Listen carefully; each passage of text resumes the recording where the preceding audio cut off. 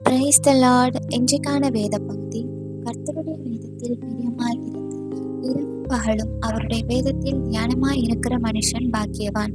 சங்கீதம் 1 அதிகாரம் 2 வசனம். But his delight is in the law of the Lord, and on his law he meditates day and night. Psalm chapter 1 verses 2.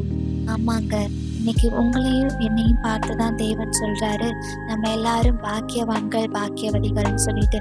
எப்படி யோசிக்கிறீங்களா? பாக்கியவான் பாக்கியவதி அப்படின்றது என்ன தெரியுமாங்க? பிளஸ்டு மேன் அப்படின்னு சொல்லிட்டு அர்த்தம். ஸோ நம்ம வாழ்க்கையில கூட நம்ம எவ்வளவோ பாவிகளா இருக்கிற நம்மளை கூட தேவன் இன்னைக்கு பாக்கியவதி பாக்கியவான்கள் அப்படின்னு சொல்லி சொல்றாரு. ஸோ அது எப்படின்னு தெரியுமா?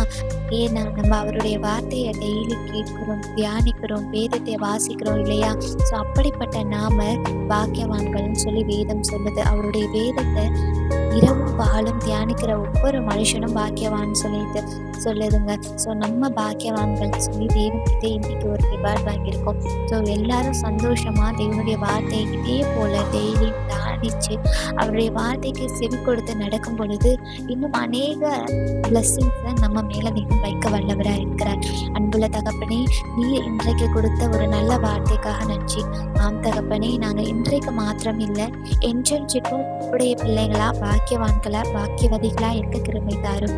இயேசுவின் நாமத்தினாலே ஒவ்வொரு நாளும் நாங்கள் வேதத்தை தியானிக்கணும், அதன்படி நடக்கணும். உம்முடைய கரத்தில் ஒப்பு கொடுக்கிறோம். ஆமேன்.